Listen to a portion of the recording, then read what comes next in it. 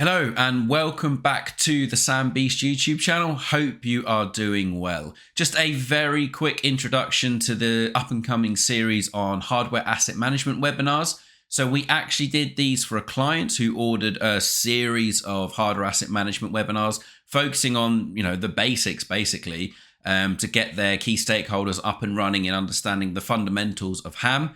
They very kindly let me record them using my recording software so I could put them on YouTube. You obviously won't see who the client is, who the audience was, or any of the Q&A, unfortunately, as naturally they didn't want that on YouTube, as the question and answers were very specific to them. We've got a load of webinars coming up over the coming weeks and months on hardware asset management. And we've also just finished doing a series on software asset management, which will also be out on the channel, hopefully around the summertime. So before we start, please don't forget to like and subscribe. We hope you enjoy the video and happy eye-tamming. Okay, so hello everyone. Thank you very much for joining me today in the first of our hardware asset management webinars. These are looking at the very basics of hardware asset management to give you guys more of an understanding on what hardware asset management is and why you are looking to invest more time, resources in implementing the wonderful function within ITAM that is hardware asset management. So this webinar is going to look at the very basic fundamentals. It should only take about 45 minutes, and then we'll have some time at the end for a question and answer session. First of all, let me introduce myself. So my name is David Foxen. I'm an IT asset management consultant here at Sam Beast Consulting. Sam Beast Consulting is basically me, just providing IT asset management services to various clients around the world. I've been doing ITAM for about 15 years now, believe it or not. It's the only adult job I've ever had. I have done nothing else in my whole career other than doing IT asset management.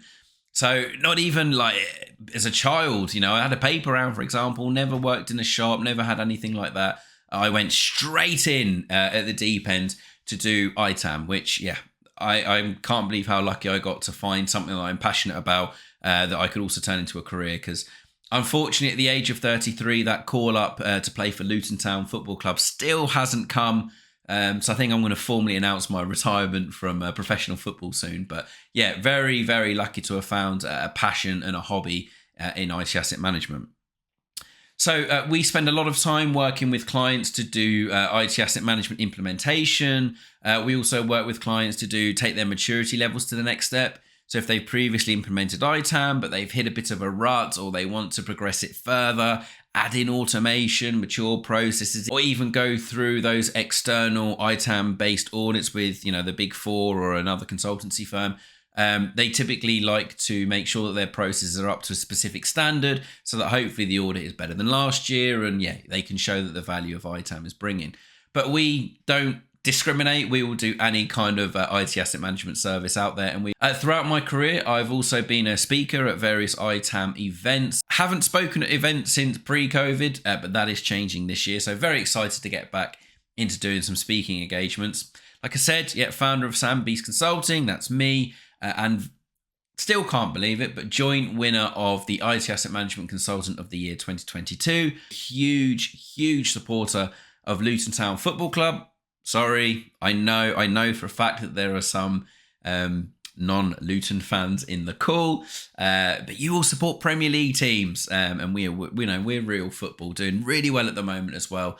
And also as a hobby, I like to do some running, but also I like to collect Luton Town football shirts, and you can probably see two of them framed in the background there, but I've got about 300 Luton shirts. Don't ask me why, but I just love football shirts and love collecting them.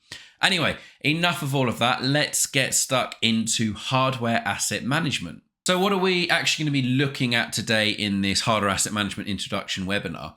We're basically looking at the core fundamental basics, to be honest with you. So we've got two sections that we're going to run through today. First of all is that HAM introduction, and that second one is kind of a bit of a salesy pitch as to why you should implement hardware asset management.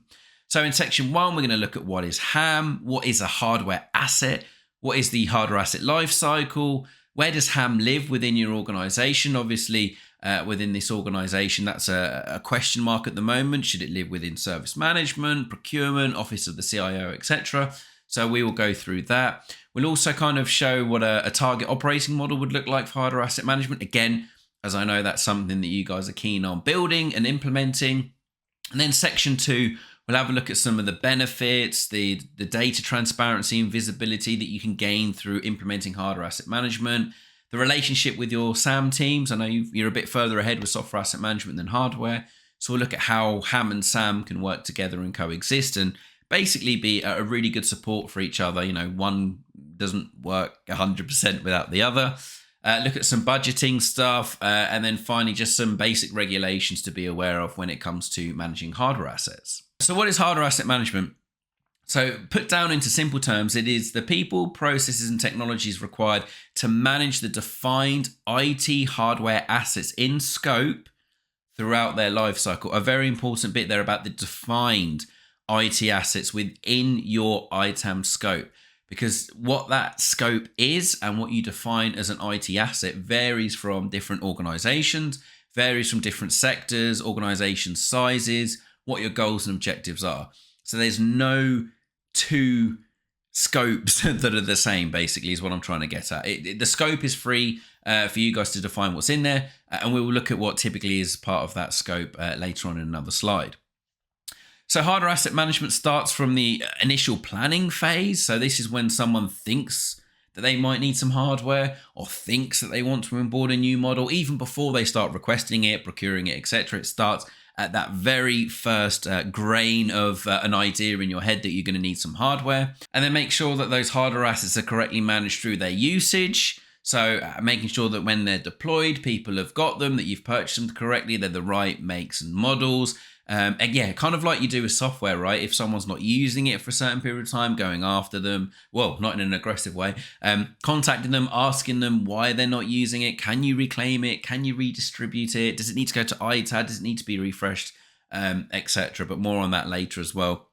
So managing that life cycle right the way through to the end of life, the retirement of the asset, and finally when you go through the IT asset disposition phase.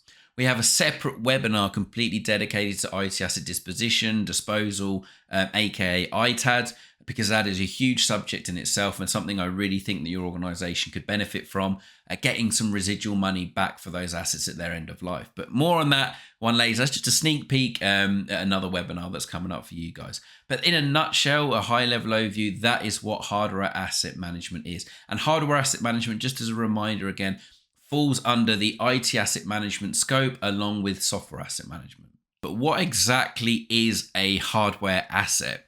So a hardware asset is physical IT equipment that has been defined, so going back to that defined word, as being an asset due to data, financial, mobility, or criticality responsibilities. Scope usually would include your laptops, your desktops, monitors, printers, scanners, tablets as well. That's a good one. Mobile phones, server switches, routers, firewalls, basically the core end user based assets and also your core infrastructure assets. Like I said before though, this is not set in stone and there may be asset types that you want to manage under ITAM. Absolutely fine. I've seen it all being managed under ITAM, but just bearing in mind that the assets that normally fall under your scope are inventoryable, discoverable, so that you can manage them within your asset management database or your IT asset management tools that you may have already implemented. So that's kind of the loose scope. That's a great foundation to go off when you're looking at defining what a hardware asset is within your organization. Starting there and then maybe talking to key stakeholders what other assets they wish to manage as part of ITAM. It's not set in stone, yet we can expand or even shrink down the scope based on your organizational requirements, your organizational goals. If that seems a bit overwhelming with a lot of different asset types within the initial scope, then what I see a lot of organizations do and what we help them do is break that down. So, okay, what are your pain points right now for managing hardware? Your infrastructure. Okay, fine. Let's focus on the servers, the switches, the routers, the storage arrays, etc. Let's focus on implementing HAM for that environment first. Vice versa, if the end user based technology is the real pain point, then let's focus on that one first. You don't have to go and try and boil the ocean and tackle all of those different asset types at the same time. You'll just get completely overwhelmed. Your processes will be half done because you're focusing on so many different areas and it just won't be a successful implementation. So if you don't have the resources or the time, break it down based on the asset type, implement hardware asset management for the end user stuff. And even then, if that's too much, just focus on laptops and desktops, then move it on to printers, then move it on to the network stuff, etc., etc. You get my point. You don't have to go out and boil the ocean.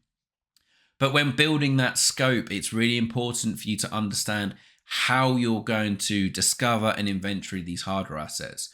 It's all well and good putting, weird and wacky hardware into the ITAM scope, but if you can't inventory it, you've got to look at that time to value. So if it's something that is not going to have an agent on it, you're not going to asset tag, is it just going to be manual updates into your spreadsheets, that then goes into your asset management database? Are you going to put asset tags on this so that you can scan them? If they're not being discovered, how are you going to track where they are? So these are all considerations to make when looking for non-discoverable based IT equipment that you want to count as an asset. We haven't touched on consumables because they are not an asset, but they too can be managed within your asset management database, and you can set up, stock threshold levels and all that kind of stuff, so that if you're running out of keyboards or cables or whatever it may be, that you get alerts set. But when building your scope, if there's one thing to hammer home here, is really think about how you're going to discover it, how you're going to update your asset management database, and how you're going to track its movements and its life cycle if there's no agent on there, or if it's not discoverable or scannable via network discoveries. Okay, so now that we've looked at how to kind of look at your IT asset management, your hardware asset management scope, we're now going to have a very high level overview of the life cycle of an asset within your organization. I say very high level because we're just going to look at the key stages here. Within those stages, there are going to be processes, work instructions, RACI, maybe even sub life cycle process steps that you need to follow to make sure that you are really utilizing that asset, you are really managing it throughout its life cycle. But for now, let's just look at the key high-level parts of hardware's life cycle. So it all starts with the onboarding process. This is typically aimed at net new assets to your organization. So if you haven't built a hardware standard or a hardware model convention, for example, all of your assets need to be onboarded to make sure they fit within your organization. They fit within your environment. They fit within your budget. They're the right specs that make sure that they do the actions that are required for your users. This relates to all asset types. So, for example, I've had questions about, do we really need to onboard monitors, for example? Yes, you do. Believe it or not, there may be, CAD designers within your organizations, graphic designers, and you provide them with a monitor that doesn't show all of the colors correctly. It's not got enough pixels, not the right size. There's more to think about with things like that than you actually realize. So we make sure that we onboard all new hardware models into the organizations that we work with. We make sure then that we add them to like the hardware convention, so that they're all approved, or if they're an exception, we flag that they're an exception just for a specific group of stakeholders or a specific team. We make sure that it's compatible with the software that we've got, especially if it's laptops or desktops or iPads. Other tablets are available, whether it's a tablet or a phone. We make sure that it's all compatible with the inventory tools that we've got as well. So the onboarding is a really big deal, and it makes sure that that model is fit for your organization so that you can kind of avoid any potential problems that come further down the line. Next up, obviously, once we've identified that that's the correct model to buy, we go through the procure. If we don't have any assets already in stock, then obviously we go out and buy them. If we have some in stock, we always make sure that we reuse equipment first. Receive, this is an overlooked one. I really believe that the receive part of a hardware lifecycle is overlooked.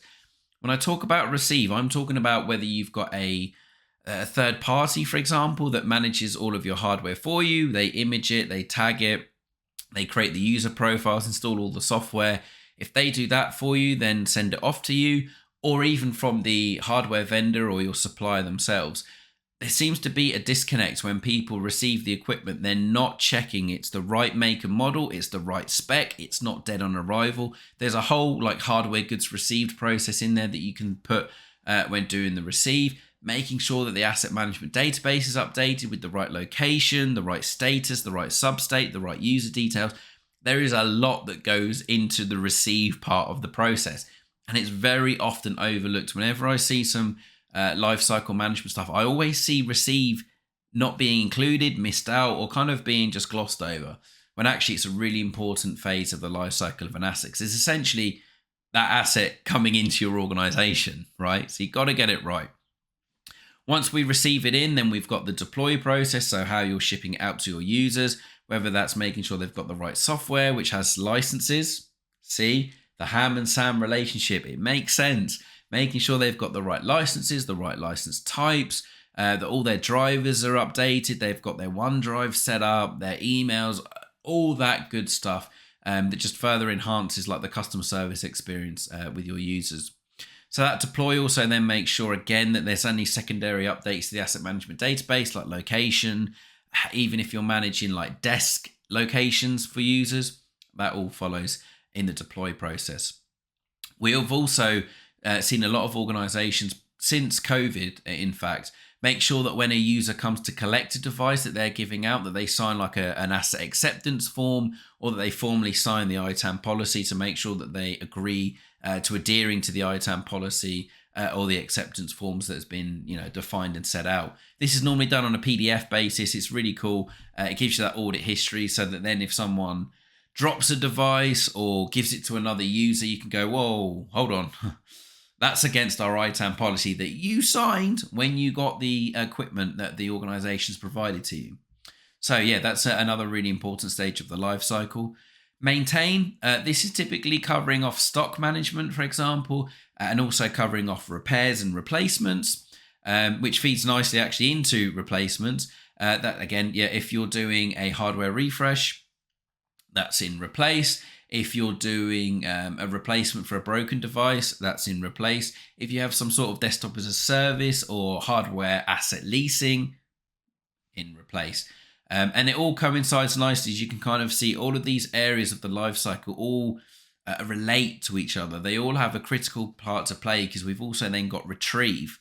Retrieve is one of my favorite parts of the life cycle process, because it normally means we're getting something back that we can do something with, whether that's reprovision, whether that's refresh, or whether that's ITAD, or even repair, which is the less fun one, because typically it's not covered under warranty because it's a very specific issue that you have to pay to repair, whatever. But yeah, retrieve is a really good one, making sure you're getting equipment back. This is also through your internal hardware audits. So if an asset hasn't been used for 30 plus days, for example, that you reclaim that, you put it back into your stock, or you sell it off for ITAD. Or you send it off for ITAD if it's outside of your life cycle that you've defined internally. So yeah, another really important one. Again, with all of these elements, there are AMDB updates, asset management database updates that you need to do to make sure that the status is right, in use, in stock, out on loan, pending retirement, in transit, whatever it may be, and also the location and stock rooms. We have a whole session on the asset management database coming up in a few weeks. So that you can really kind of see how important the asset management database is and why you should be updating it on a regular basis.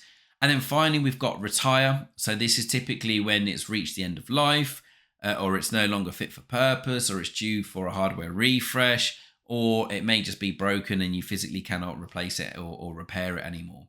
So retire relates to the whole decommissioning. This is a big thing within the infrastructure estate. Less so from an end user perspective, but making sure you're decommissioning your infrastructure assets correctly, making sure that they're being wiped correctly, working even with a third partner, normally an IT asset disposition, IT asset disposal partner, to make sure that they're being blancoed. That's typically the tool of choice that I use to make sure that the hard disks, are completely wiped. There's no trace of your organization's data, etc. on there. Then repurposing it, whether that's reselling it out in the second-hand market, whether that's stripping down the components and selling those off, or just making sure that you're getting all of the certifications when disposing of the equipment.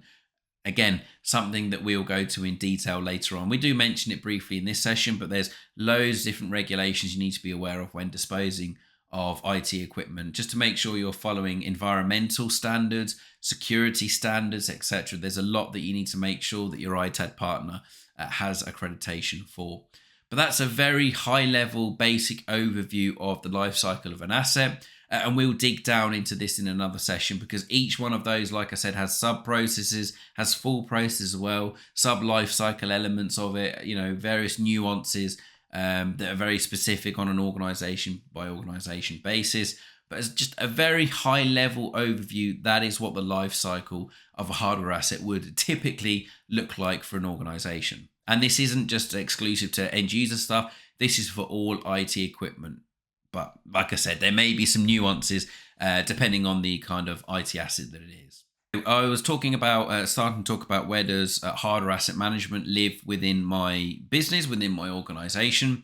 I know this is a key question that comes up quite a lot as well for you guys. As you're starting to kind of mature ITAM, get more visibility, get more wins, you're really kind of putting ITAM on the map. And so the question around, this is kind of more around ITAM for you guys, but hardware asset management, as we know, lives under IT asset management. Hardware asset management itself fits within the organization. So we typically see IT asset management as a whole sitting within things like service management, vendor management, finance, office of the CIO, and sometimes even in procurement. I know that there's a lot of discussions at the moment about whether it should sit with you guys in the office of the CIO, within service management, because there's a lot of, not a lot, but there's some ITAM references within ITIL and service management. So yeah, it's a really flaky answer, but there's no right or wrong answer as to where ITAM should sit within the organization. It's on a case-by-case basis. The thing that I would say is that as long as you have the management support, as long as whichever area you end up having ITAM sit in, the most important thing is that you have the backing and the support of the senior director, the vice president, the president, the C-level, whatever it may be, of that area. That is really critical to being able to implement the IT asset management and hardware asset management changes that you want to make. Having that senior management voice that gives you that freedom to go out and make the changes that you want to implement, that you want to improve upon things, because ITAM and HAM, it may be a bit of a culture change for some of your users out there. There's no getting away from that bit. I think you've experienced some of that already with software asset management, but there are a lot of cultural changes that need to be managed and that will need senior management support when users or stakeholders or department heads, start to question, or, I've never done it this way before. Why have I got to do this now? Or I always used to get a MacBook Pro, brand new one. Why are my team now getting secondhand ones, or pre-loved, as we like to say? There's going to be some difficult questions that come up when you're implementing hardware asset management in particular, because it's a physical thing that you can see. It's a physical thing that people use every day. So if they're used to getting a brand new device every time, for example, but now you're starting to reuse equipment, there's going to be questions. If you start to, define your hardware asset management scope and start saying, oh, no, we're not managing that one, there might be some questions. Start defining your hardware convention and it's not what people are used to, but it's right for your budget. It still works fine. Maybe it doesn't look as good. It's not as lightweight or streamlined. Whatever that physical asset may be, you're going to have questions. You're going to have people escalate things. They're used to having the newest, the latest, the greatest. You're looking to optimize, make sure that you fit within your budget constraints. So yeah, you need that senior management support to kind of bang that drum, to support you in the decisions that you're making when it comes to implementing the ITAM processes, the hardware convention, the HAM processes, the races, the work instructions, etc. You're going to work with key stakeholders to build those anyway, but there's always going to be someone that's not happy with the changes that you're looking to make. This also relates to some of the controls. Maybe you're going to be doing some monthly reporting, some dashboards, etc., looking at inactivity of hardware, looking at the hardware refresh cycle. Again, having that senior management support, that if you're not getting the traction you need when presenting those reports to your stakeholders for them to do actions, having that senior management support will be a massive help. So really, there's no right answer as to where ITAM, HAM should sit within an organization. As long as you've got that senior management support, that is worth its weight in gold. So moving on then to something that we actually referenced at the very beginning of this session about what hardware asset management is and the relationship with the people, process and technology in order to manage hardware assets effectively throughout their life cycle with you. When building a target operating model or a TOM, we love acronyms, we love them. When building a TOM for ham, too much. There's a lot of different areas to consider, but using a kind of like a standard methodology for target operating models. And in fact, I've got a cool animation here which hasn't come through yet. There we go. Spinning. Yeah. When looking at the key areas of target operating model when implementing IT asset management or just focusing on the ham part, obviously we've got the processes, technology, people, organization, vendors, and key performance indicators, the KPIs. Now, obviously, a target operating model doesn't just look like that circle in the corner. You build it out with the processes bits, with the detailed information, technology information, etc. But this is just to kind of give you an overview on what you should be including when building a target operating model. First of all, processes. For those of you that don't know what a process is, it's basically providing the guidance, the guardrails, if you like, and the governance to all the stakeholders on how to manage assets throughout their life cycle. There can be so many ITAM processes within an organization, but make sure that they're all concise, they're all clear, they're easy to follow. There's no point in doing a Visio flow that has arrows pointing everywhere and loops and boxes, and it just overwhelms people when they're looking at it. So make sure that your processes are clear, concise, easy to follow. And that a nice test that I like to do is to get a non-tech person to look at the process. If they understand it, we are good to go. We are golden. We are nailed on. Obviously, accompanying processes, you've got your work instructions, your racing matrices, your standard operating procedures. But we'll go over that in another session because there's a lot of documentation you can build to really kind of help you as an ITAM function and your stakeholders, so that not everyone's coming to you all the time saying, what's the process for this? How do I do that? Make sure you've got the documentation so that it takes that kind of pressure off of you. Next up, we're looking at the technology in the TOM. So what technology is required for discovering, inventorying all of the assets within your hardware asset management scope. A key thing to mention here as well is about the integration with your asset management database. So if you've got multiple different inventory sources, can they all plug in to your centralized AMDB so that you've got all of that visibility? You can see the usage, the users, locations, all of that good stuff. So make sure that when you're building your TOM and looking at the technologies, that they can all point into a single central source of truth, which is your AMDB. People, when building the TOM, I like to do kind of like a separate people matrix, if you like. So who are the key stakeholders involved as part of our ham processes, our activities, our strategy, etc. These include, all of the key department heads. So for example, security department head, HR, finance, procurement, service management, even, people management as well. Making sure that they're all in that kind of people matrix. And then also that people matrix will feeding nicely into a RACI matrix. So who's responsible, accountable, consulted, and informed throughout your hardware lifecycle and your processes, so that everyone knows what their job is the long and short of it. Everyone knows what's expected of them, what role they play in managing hardware throughout its lifecycle. Even the end users have a role to play here because they're the ones that have the equipment and use it every day. They're the ones that could drop it and break it. They're the ones that are going to report if it's slow, if software's not compatible, if there are issues, etc.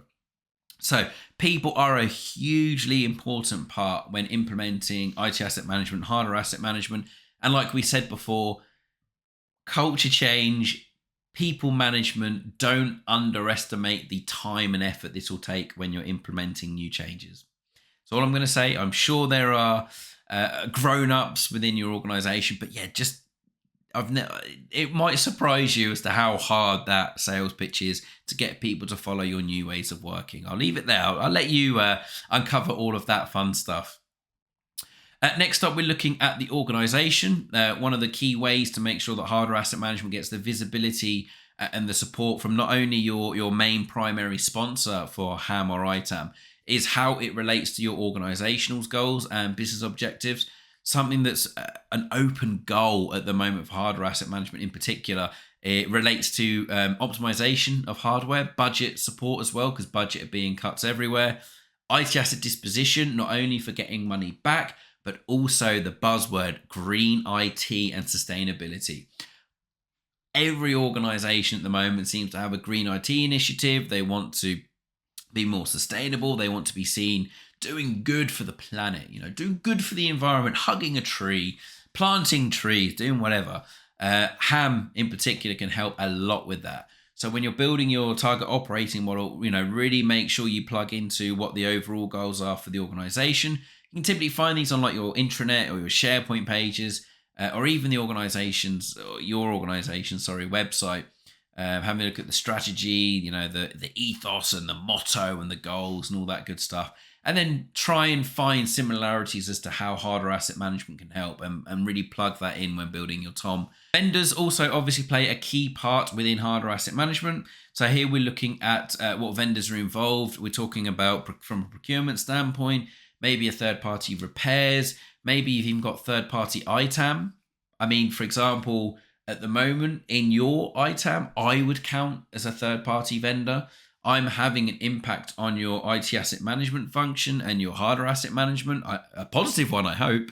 But yeah, I would count as a vendor. So making sure that you include consultants, ITAM managed services, any kind of ITAD partners that you have, any disposal partners, etc.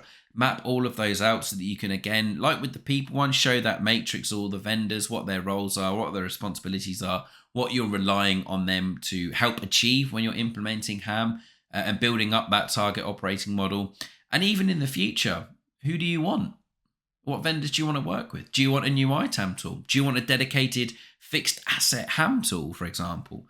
Build that into your target operating model. You can put that into your strategy and you can try and work your way up to achieving that. And finally, your key performance indicators, your KPIs. I know you've got some of these for SAM already. Implement them for HAM too. So how many assets have you hardware refreshed over the past month, the past 3 months, 6 months, a year? How much tech debt do you have left? How's that decreased? How much money have you got back through ITAD? What's the kind of lead time like on a user requesting a hardware to you deploying it and delivering it? There's a number of KPIs that you can create for hardware asset management to show its effectiveness, to show areas of improvement, and to show areas of potential maturity as well. So yeah, you can build out your whole KPI matrix. Again, try not to boil the ocean with this one. It's so easy to go out and go, right, we're going to do KPIs for this. We're going to build a monthly dashboard report. But wait, hold on. You're doing a lot of stuff as it is.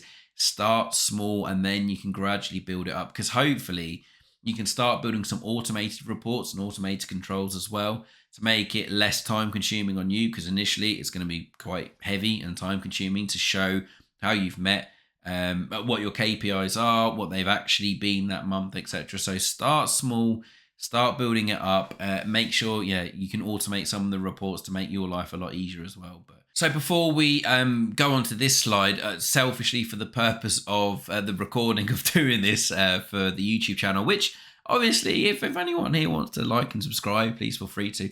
But we just had a question actually about the target operating model and its effectiveness. Is it just going to be pixels on the screen? Very good question. It's like anything within ITAM, right? You could build all the processes, you can build all the controls, you can build a target operating model, you can build so much stuff. At the end of the day, if it's not followed, if it's not communicated, if it's not educated, if it's not put out there into the organization, then it is just going to be pixels on the screen. It is going to be wasted. All that time and effort is just going to be wasted. So whenever you build something like this, you can't build it just for building's sake. It's got to have a purpose. It's got to be followed. It's got to be implemented. Obviously, you're going to have feedback from stakeholders and senior management. It's going to be changed. It's going to be tweaked, whatever. But the overall ethos is when you're building these processes, you're building a target operating model, work instructions, which we'll go on to later. It's got to be with the mentality that these are going to be followed. They are going to be put out there into the realm so that people can follow them, people can use them, and that they will be a valuable contribution to your IT asset management function. Just a quick recap then on part one of this webinar before I let you guys have a quick drink or a break or whatever you need. So just to go over, hardware asset management ensures the physical hardware assets that you've defined within your scope are managed throughout their life cycle. A core set of assets within the scope, that can be subjective based on your organization's requirements. There is no right answer for a hardware asset management scope. It all depends on what your goals and objectives are. Hardware asset management is part of IT asset management, which has a number of homes within the organization. We really focused on the fact that everyone within the organization is a customer of ITAM, and in particular hardware asset management if you're giving out equipment. Therefore, as long as you've got that senior management support and that vocal support, very vocal senior management support, where you sit in terms of the team structure within IT or within procurement or finance, as long as it doesn't matter too much because you're talking to all the stakeholders anyway. That's my opinion anyway. Someone else may tell you different, but in my opinion, as long as you've got that senior management support and you're getting the results and the help that you need, your organizational structure and tree is kind of by the by. The target operating model and best practices ensures you have the processes, the controls to cover all elements of that hardware life cycle. And finally, just a flag that we mentioned at the very beginning, hardware asset management does not include the consumables, so keyboards, mice, webcams, cables, etc. That is something I will draw the line on when managing hardware, is that consumables are not typically part of the HAM scope because they are not considered an asset. Of course, that's not to say you can't support managing them within your asset management database, etc., but typically doesn't fall under hardware asset management. Welcome back, everyone. I hope you managed to have a quick sip of a drink. I can see everyone's back on webcam. Awesome. So, section 2, kind of a bit of a sales pitch, although I'm already pitching to people that know the value of HAM. But as part of the introduction session, I thought it would be really good to show you the benefits of hardware asset management. We've actually covered off a lot of these already in part 1, but they're just significant organizational benefits for implementing hardware asset management in particular. Obviously, we've covered off the lifecycle management side of things, very important in order to manage to optimize your existing assets, making sure you're getting the right models, the scope, etc. Been over that one, all good. All on board, we understand the importance of managing hardware throughout its life cycle. Next up, we're looking at how we can dictate the roles and responsibilities for assets throughout their life cycle. Again, this is looking at the stakeholders, making sure that people know what they're doing, what they're not doing, what we as ITAM are looking to them to support us with, what we're expecting them to do as well in order to support the management of hardware assets throughout their life cycle. Also, the support of a centralized catalog for key hardware asset management datasets, AMDB, which should be your central source of truth for managing all of your hardware assets, looking at optimization, lifecycle management, hardware refresh, KPIs, monthly dashboards, etc. Love the AMDB, and there's so many good tools out there as well that you could have as your asset management database too. Also sets out how end users, aka the customers, will consume those end user assets during their life. Again, making sure that they sign some sort of agreement is always a good one. Making sure they sign the policy, for example, or an acceptable use policy or agreement when they receive their equipment. It's worrying how many people treat corporate devices in a bad way. They wouldn't treat their own equipment in that way. If they brought a laptop, they wouldn't scratch it up, they wouldn't drop it, they would be, really careful with it because they're expensive. Same with phones and tablets and monitors, etc. So why not do the same for a corporate one? Just because you're not paying for it, someone is. That's a real bugbear of mine, is some people's attitudes when it comes to corporate-owned devices. But HAM can make sure that they know what is expected of them, that they physically sign a policy that says they are going to look after it so that we can hold them to account when they don't. Hardware asset management is a huge support for ITAM and SAM, especially with software licensing requirements. So you think, if you're doing hardware refreshes, if something's been lost or stolen, if you're, got loads of assets in stock, for example, have they got licenses on them? Do they have the software installed? Are they consuming a license? If they're in stock, they haven't connected to the network for a specific period of time. Do you know what software is installed on them? There's a lot of things that hardware asset management can support SAM with. And I know you've started seeing the benefits of that already, especially from the ITAD perspective, reclaiming licenses from assets that are going for ITAD, making sure you're recovering the serial numbers and license keys for stuff that does go, putting it onto the new device, and voila, you kind of see a great relationship between HAM and SAM there. That will obviously evolve as we implement more hardware asset management processes and controls. But yeah, great that you're already seeing those initial benefits, and that will just keep growing. Believe me, that will just keep growing, and your HAM and your SAM teams will be thrilled and will be best friends. Fact. Hardware asset management also supports your configuration management teams with the CMDB. There's obviously a lot of relationship between your asset and your CIs. You can get a lot of really good information from your CMDB on the AIMDB. So if you're looking at a particular model, for example, or a particular asset in question that keeps getting requests coming about it, it's too slow, this is crashing, that's crashing. If you see all the incidents and requests or anything associated with that asset under the CI, you can start to paint a picture and going, okay, yeah, we've had a lot of incidents recently saying this model's really slow, or it's not compatible with this software, or this particular asset, this user keeps saying this is crashing, it's slow, etc. Maybe it's time that we don't keep trying to patch over the cracks, and we just replace that hardware. A lot of AIMDBs also have a relationship with the CMDB, so we're getting data from the CI to populate various information on the asset, and likewise the CI is getting information from the asset so that it's populating specific things. So yeah, really another great relationship between another stakeholder, which is your configuration management teams, and how that works with the AIMDB and CMDB. Hardware asset management also can support that technological edge over competitors, looking at the new models, what's the latest releases, working with hardware vendors to understand what the roadmap looks like for the next year. Something actually that cropped up recently for another client is the Lenovo device that's being released that hasn't got a keyboard.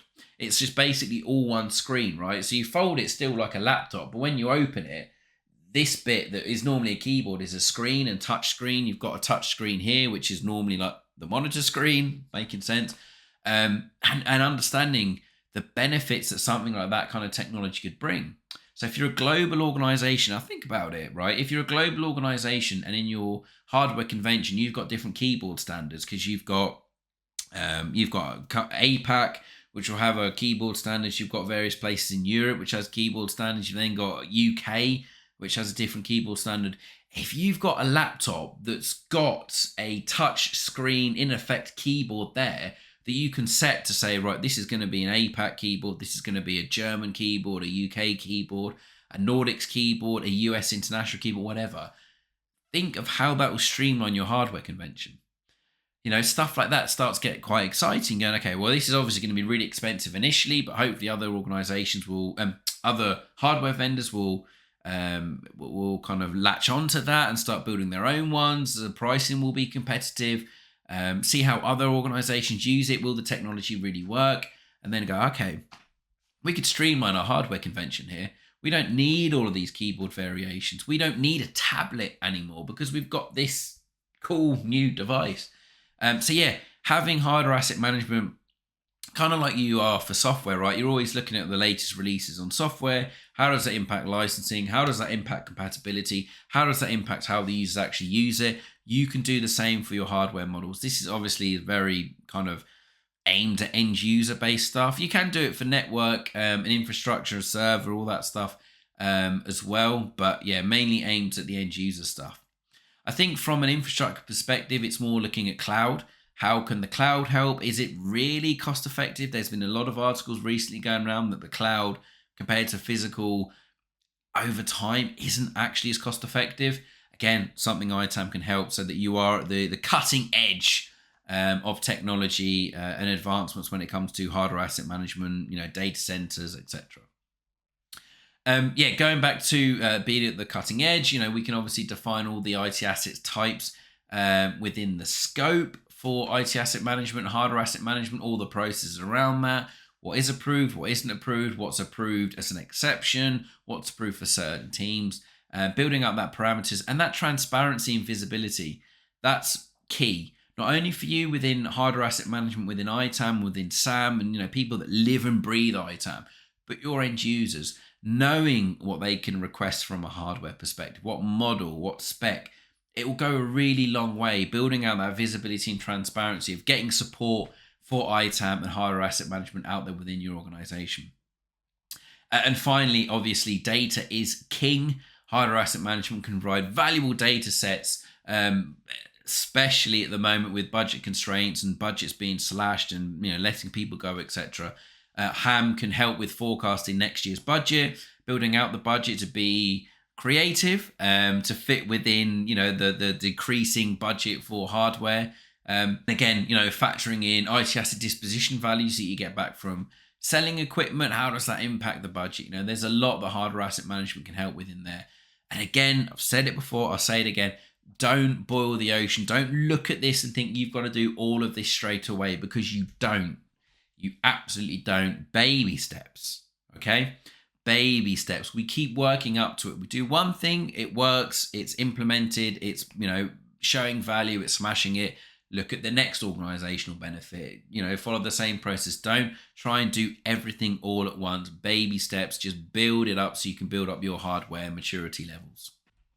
So we have already mentioned, right, that data is king within any organization, really. And hardware asset management and ITAM can really help making sure that, you get all that transparency and visibility that you need.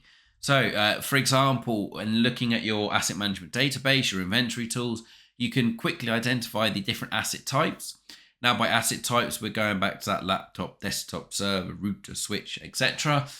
Look at all the different models that are out there. Very much like with software sprawling, you can get hardware sprawling. And also then looking at the specification of all of the models you've got out there. Maybe some are overpowered on RAM, some are too low powered on RAM, or have a too small solid state disk, for example. You can get all of that visibility and transparency so that you can act accordingly when it comes to your hardware refresh plans. You can build up that matrix to understand your inventory coverage percentage. So how many assets are actually live and that you've got in your AMDB, that you've got in your inventory tools, against how many assets you've actually purchased within your estate, going through your procurement history, building up that matrix and saying, we have got hopefully 95+% coverage of our assets inventoried, managed within the AMDB. 5% we've really got to do some investigations on. Don't know where they are. Need to find them.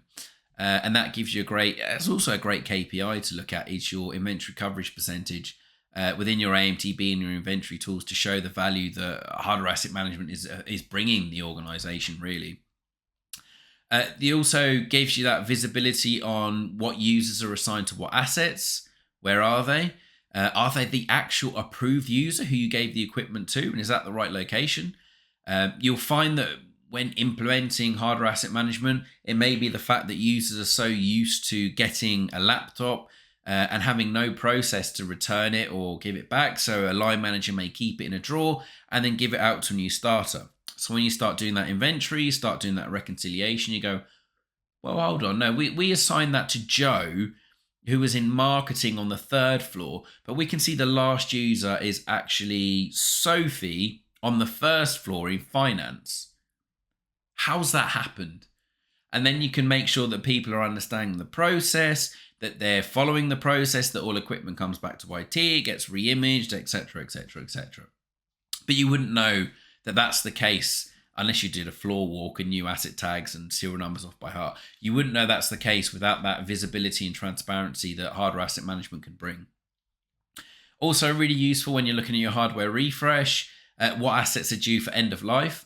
When we're talking about end of life, we're talking about your internal life cycle dates, which we haven't actually defined yet, but we will be defining that. Typically, that's like 3 years for a laptop, 5 years for a server, maybe 7 years for some equipment. But yeah, you've got your internal life cycle and then looking at the vendors' life cycle dates as well. So that's something we've been proactively doing, working with your hardware vendors to understand the end of support and end of life dates for the hardware. And you can look at both figures. You can look at the assets that are due for refresh from your internal end of life. There's budget constraints and it's still supported by the vendor.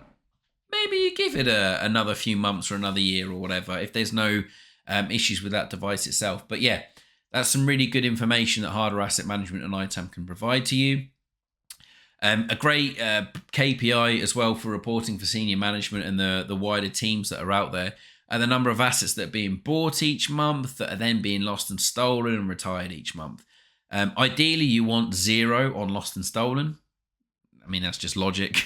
But then you can start to see how your procurement is actually coming down because you're doing hardware asset management optimization, you're reclaiming, you're doing refreshes, etc. And then, refreshes is on obviously how many retired each month. But procured should, be coming down as you're reusing all of the equipment that you've got. Reuse first mentality. Say that on every call, reuse first. And then how many are being retired each month. And then you can factor in retired each month against your hardware refresh and your ITAD values. So really useful data that you can present to further show how awesome hardware asset management is. Something else that your fixed asset register teams may be doing already is depreciating your IT equipment. Although without having a mature ITAM or hardware asset management within the organization, I doubt they are. I doubt they have that visibility of that. I'm not 100% sure, but it's just based on experience and a hunch. I doubt they are depreciating your laptops, desktops, etc. Or if they are, they're doing it on a bulk basis rather than individual. But within the AMTB, we can set up rules to say that we're depreciating assets over 3 years, that it's based on the purchase value, and then it basically reduces that monthly depreciated value every month. You can then see how much that asset is worth. So if you're doing proactive reclamation and optimization, you can see how much you've effectively avoided spending by reclaiming that asset back and reprovisioning it. This also helps with repairs. If you've got an asset that's due for repair, it's still within your life cycle, but the repair is $250, but the asset depreciated value is only $120. You've got to make that call on, is it worth it? Is it worth to repair that? And it may well be because of supply chain issues. You can't get a model in. But, at least you've got that data to make that decision. And finally, on the transparency and visibility from data, something that is really important and will come up if you are audited by one of the big 4 consultancies or another consultancy on your hardware asset management processes is the trail for disposed of assets and the end of life references. What I mean by this is a data destruction reference, disposal reference, resale reference, whatever it may be, to prove that you are following the local rules, regulations, and the law ultimately. To make sure that you're not harming the environment and you're not disposing of your equipment like fly tipping or anything, bad like that. So that's a really important one. I typically attach the disposal references to the asset within the asset management database, and also the data destruction references if it has been successfully resold, and then the resale value and the resale information that's provided by our ITAD partner. One of the key questions we had before was the integration with software asset management to do ITAM, which is ultimately your end goal. So I always say that you cannot do software asset management without hardware asset management. How do you know what to license if you haven't got visibility of your hardware? I know there's a big argument that a lot of licensing models now are based on users, there's SaaS, assignments in portals, don't really need to know hardware, but you do for a lot of other vendors. So hardware asset management will give you that information on the number of devices regarding, the ITAM technology licenses. This is something really often overlooked. So for example, if you've got a dedicated ITAM tool, which I know you have to inventory that and pay for that on a device basis. That's what your licensing model is. Again, yes, it's subscription, but it's still looking at the number of agents that are going out to your machines. How would you know how many agents you have if you didn't have inventory tool or you didn't have hardware asset management to help with that? Likewise with your ITSM tools, we're building the AMDB in an ITSM tool. How do we know how many licenses we need for that without knowing how many assets we've got out there? There are a lot of additional modules that you can buy as well that are based on the number of assets that you're inventorying. So without hardware asset management and discovery tools and doing that analysis and inventory work, you're not actually going to know how many licenses you're going to need for these different technologies that are actually helping ITAM. It's like, yeah, kind of something that's very often overlooked when promoting the benefits of ham is actually licensing ham related tools. But there you go. Also looking at the types of hardware models for very specific hardware licensing. For example, Mac OS licenses, Windows licenses, anything Linux related, looking at the operating system and the hardware models. There are obviously some applications that you can only license on Mac or only license on Windows, etc., or are not compatible with Linux or not compatible with this, that, and the other. Hardware asset management will give you that information on the hardware specification. Obviously, you've got the operating system within your SAM side of things, but ham can pick up on this too. Just saying. Also, kind of more important from a infrastructure, a database, data center, server kind of realm, and also in the network space as well, is that it can give you that technology specification for those assets. So when you're looking at switches, routers, it's looking at connections. There's, some licensing models by connection, some licensing models by cores, processors. Within the IBM space as well, you've got the processor value unit, resource value units, etc. Really important to know the actual hardware spec that it's running on so that you can license it properly. So likewise, Oracle, SAP, IBM, etc. How are you going to get that information without ham? I mean, you could, but ham would make it a lot easier, I promise. Virtual servers as well. I've added this one in there. It may not necessarily be within your scope for hardware asset management or IT asset management. Fully appreciate and understand that. It is an asset. A virtual instance, a virtual server in particular, would be considered as an asset for licensing purposes. Even if it's in the cloud and you're bringing your own license, or even if it's in the cloud and you're consuming a license as part of that cloud subscription.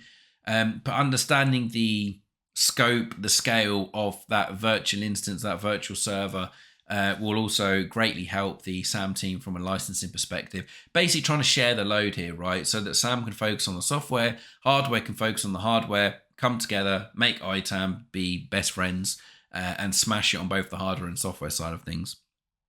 Ham can also provide asset ownership information for licensing optimization. This is really useful for recharging as well and cross-charging, so that you can look at who's actually assigned the license, who's got the hardware that the license is on.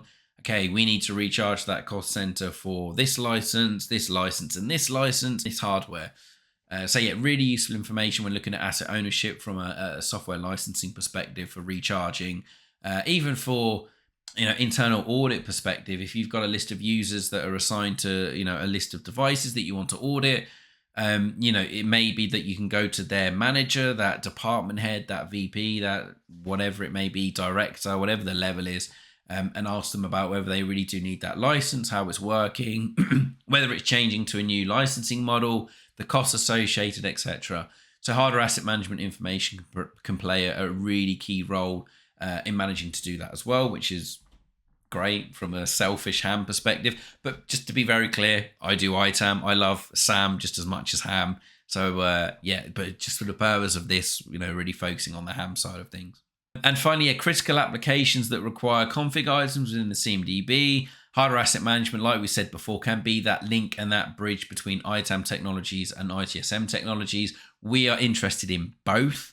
Obviously, we've got the AMDB, which is typically in an ITSM technology, but we want data from ITAM technologies to enrich the hardware information that we have within the AMDB and within the CMDB.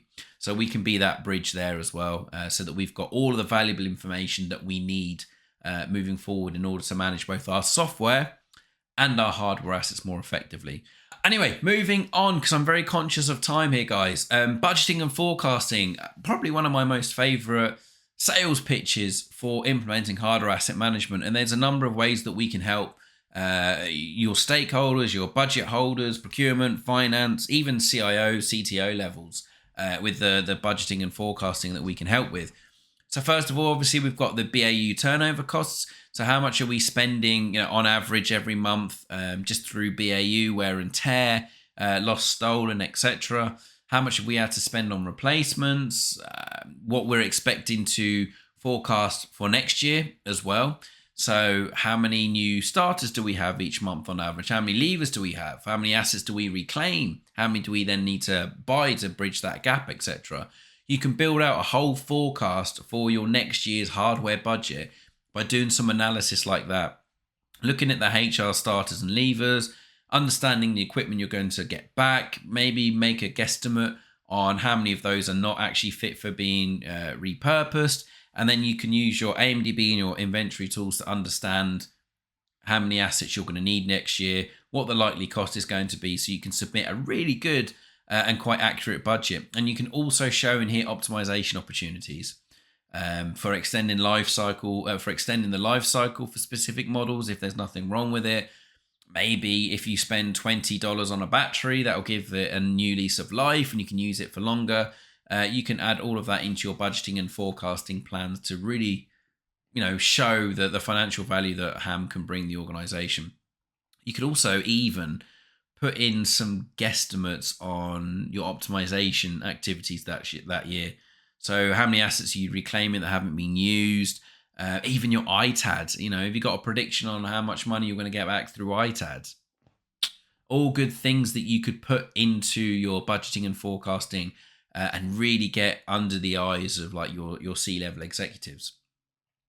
Also building that hardware refresh budget. A really easy, simple way of doing this that I do within all organizations, no matter the level of maturity, even if it's just a validation of what the AMDB is saying, is we look at the warranty information. We get exports from all of the inventory tools, the AMDB, etc. We look at the purchase date, when the warranty expired, when our internal life cycles expire, and when the vendor's end of life is. And then basically go through, create some pivot table, a graph, whatever it may be, to show the number of models, locations, users, etc. that are targeted for hardware refresh for the next year. That may be that we haven't managed to replace it in the previous years. There's a hangover. This one actually should have been refreshed 2 years ago or 1 year ago. And then the stuff that's due to be refreshed that year. And we build the budget around that based on the expected models and the pricing that we're currently paying for those models. This is really good as well for showing the remaining technical debt within your organization, as it should, constantly come down until you hit that next 3-year period. So it's a really good way of showing ITAM and HAM's value within an organization when you're doing these forecasting, and you can see like you've got huge amounts of legacy stuff here. We still got stuff that's from 2017, 2018. You do it next year. We've only got stuff that went end of life 2020, 2021. You do it next year. We have got only stuff that was due end of life last year and this year. Awesome. We're spending less on that hardware refresh, but then you hit that year 3, year 4, year 5, whatever the internal life cycle is for those assets. And then you hit that big one again, because when ITAM has started to implement the hardware refresh and the ITAD processes, because suddenly you're going to have loads of new devices that we purchased 3 years ago to replace the legacy ones that now are going to need to be replaced. Actually pinpoint when you started implementing HAM and ITAM, which is, for an ITAM geek like me, is really interesting. An interesting one, right? So it's kind of like what you do with software. You go around to all of the key stakeholders, you go around to HR, people, even CTO levels, etc., and say, right, what projects are coming up this year that are going to require an investment in net new hardware assets, which is going to require an increase in existing asset types that we've got out there. Let us know. We want to be able to forecast and budget that in advance, look at what the recommended retail price is. Maybe, again, make some guesstimates based on the quantities you're ordering, on what kind of discount levels you get for the hardware, etc. But yeah, adding that into the plan, again, just shows how you're being proactive, being one step ahead of the game by getting all of those project costs up early. Your PMO office may have this, your project management office. Again, this doesn't have to actually go through. It's just you being upfront saying, we're expecting this project to kick off in June. It's going to require 10 new laptops. It's going to require this new switch, this new router, whatever it may be. Just showing that you are being proactive and adding extra hardware asset management value. Repairs budgets as well, going through the ITSM tool, looking at the repairs that have been out of warranty, forecasting, how many assets are actually out of warranty this year that if we had to repair, it would be on us to repair. We'd have to bear the costs, etc. Doing some forecasting for that, so you've got a budget for repairs, so there's no nasty surprises when users start reporting things going wrong.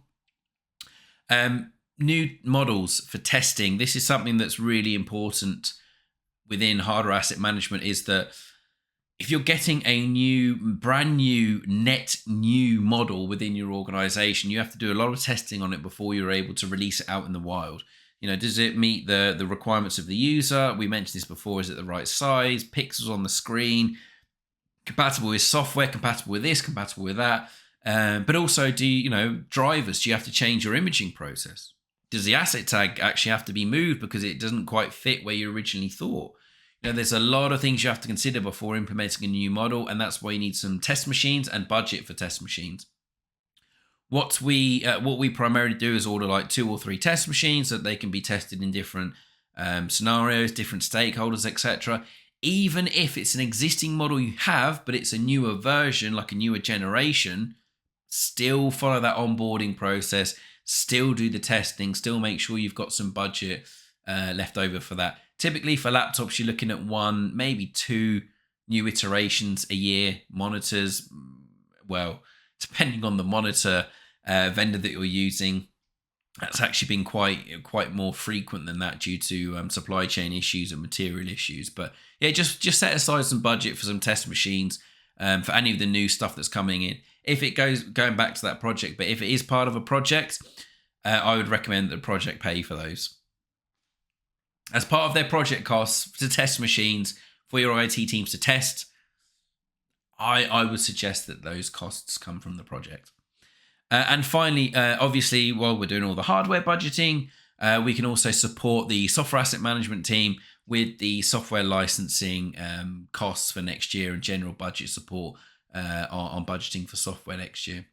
Kind of a hangover from the previous slide on that relationship between Ham and Sam. But yeah, software licensing costs and budget support is something that hardware asset management can play a key role in whilst we're doing our hardware stuff. So we are nearly there. We are very nearly there, guys. I really appreciate all of your interaction and attention so far, and I'm glad you're finding it useful. This is a bit of a heavy one, so we won't go into too much detail for it, but just some regulations and legal stuff that you should be aware of when it comes to hardware asset management in particular. These are mainly to do with the disposal of IT equipment.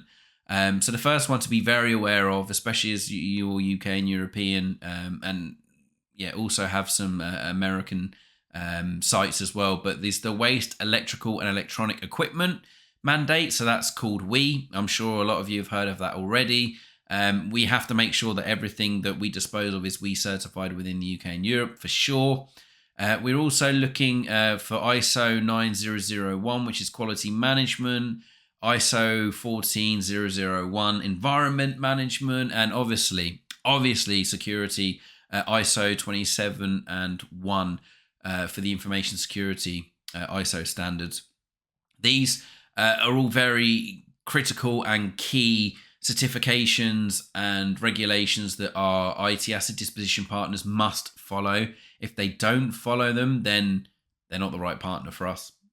That's just as pure as simple as that. It is not worth your reputational damage. Other things to know from a global perspective are the Resource Conservation and Recovery Act of 1976 and the E-Waste Management and Handling Rules of 2011.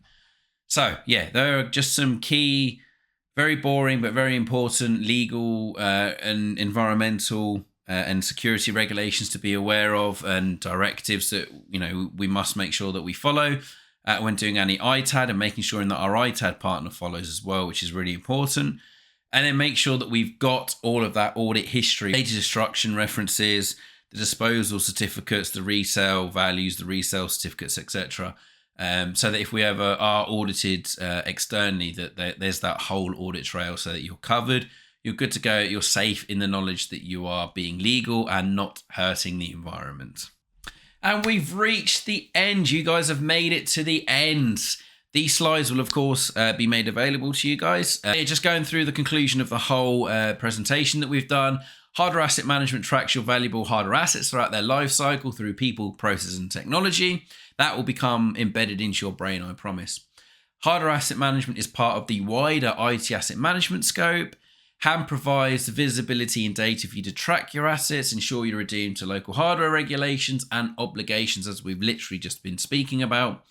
HAM supports SAM with software licensing requirements. Remember, you cannot do HAM without SAM. That will also get into your head a lot.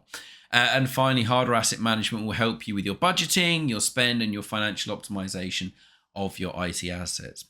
And with that, thank you so much for your time. I really hope that you found this useful. This is a very high level, basic introduction to hardware asset management. Like I said at the start, we've got a lot more sessions coming up over the coming weeks and months where we go into more detail about hardware asset management and ITAM, etc. This is our first HAM intro session. Really hope you found it useful. And now, we'll open the floor to a question and answer session.